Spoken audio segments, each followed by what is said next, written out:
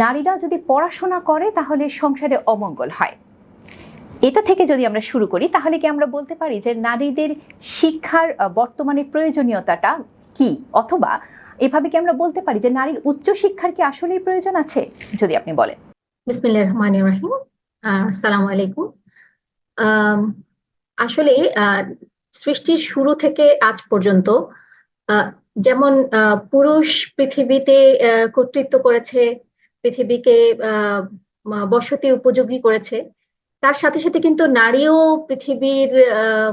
পৃথিবীকে সুশোভিত, ফললিত করতে নারীও পুরুষের পাশে ছিল।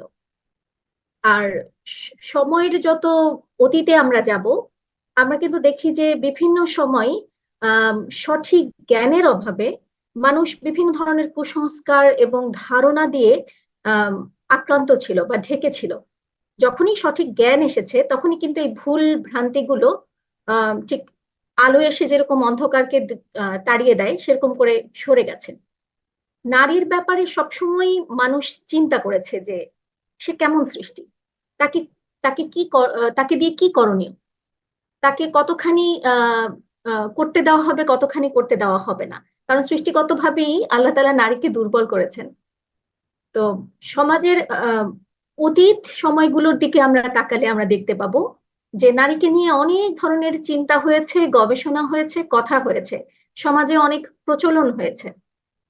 কিন্তু যখনই সঠিক জ্ঞান এসেছে, নারী সম্পর্কে, নারী নিজেকে চিনতে পেরেছে, সমাজ চিনতে পেরেছে, নারীর ভূমিকা, নারীর অবস্থান, নারীর যোগ্যতা, এই বিষয়গুলো যখন সামনে এসেছে, তখন কিন্তু পুরনো অনেক কিছুই দূরীভূত হয়েছে। আমরা প্রাচীন ভারত কেন, আমরা বিশ্বের বিভিন্ন জায়গায় যখনই সেখানে জ্ঞানের অভাব ছিল বা সঠিক বিষয়টির অভাব ছিল, তখনই আমরা দেখেছি যে সেখানে নারীকে নিয়ে অনেক ধরনের ভুল ভ্রান্তি ছড়ানো ছিল। ইভেন শুধুমাত্র নারী অমঙ্গলের নারী মানে অমঙ্গলের একটা ব্যাপার, এটা তো অনেক পরের কথা। নারীকে জীবন্ত পুড়িয়ে ফেলারও ইনস্ট্যান্স সমাজে আছে। কাজে এগুলো হচ্ছে যে বুঝতে না পারা, সঠিককে জানতে না পারা। যখন আমরা সঠিক জ্ঞান আসে তখন কিন্তু আমাদেরকে বুঝতে হবে যে নারীর পরিচয় কি। নারীর পরিচয় হচ্ছে নারী পুরুষ উভয়কেই আল্লাহ রাব্বুল আলামিন দুনিয়াতে পাঠিয়েছেন দুনিয়াকে আবাদ করার জন্য। দুনিয়াকে আবাদ করার জন্য, দুনিয়াকে মানুষের উপযোগী রাখার জন্য, দুনিয়াকে তমুদ্দুনকে বিকশিত করার জন্য।